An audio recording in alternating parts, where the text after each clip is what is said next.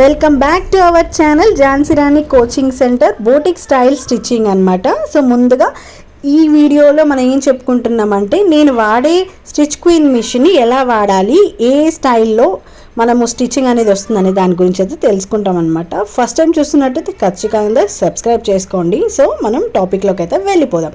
So ఇది నా stitch queen అనమాట. స్టిచ్ క్వీన్ పక్కనున్న వీల్లో మనం లెంత్ అయితే సెలెక్ట్ చేసుకుంటాము.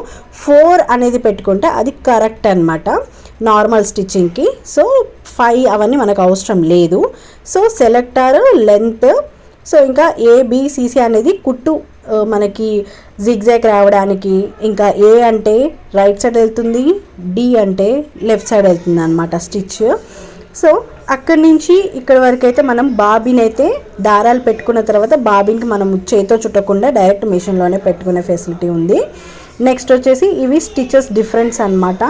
అంటే మన కుట్టు ఒకసారి మనకు కొంచెం రైట్ సైడ్లోకి కావాలి అంటే మనము ఏం తిప్పక్కర్లేదు. సో రైట్ సైడ్లోకి స్టిచ్ చేసుకోవచ్చు. సో బాగుంది.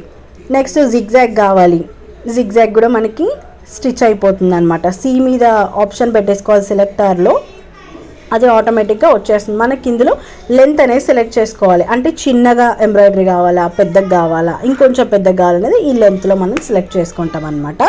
సో ఫ్రెండ్స్, ఈ వీడియో మీకు చాలా ఉపయోగపడుతుంది అనమాట. మీరు ఖచ్చితంగా ఇది వేరే వాళ్ళకి కూడా ఫార్వర్డ్ చేయండి, ఎవరైనా స్టిచ్ క్వీన్ వాడుతున్న వాళ్ళైతే.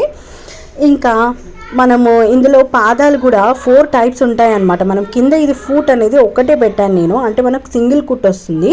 అయితే ఇందులో మనకి అంటే మనం సింగిల్ పాదాలు లెఫ్ట్ అండ్ రైట్ కూడా పెట్టుకుంటాం, అది వస్తుంది. ఇంకొకటి పీకో పాదం కూడా వస్తుంది అనమాట.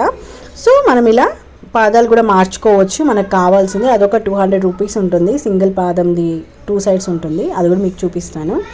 సో ఇలా సెలెక్టర్లో మనం లెంత్ అనేది ఎంత సెలెక్ట్ చేసుకుంటే అంత బాగా మనకి స్టిచ్ అనేది వస్తుంది అనమాట. మనం రేపటి నుంచి మిషన్లో ఎలా కుట్టాలనేది నేర్చుకుందాం.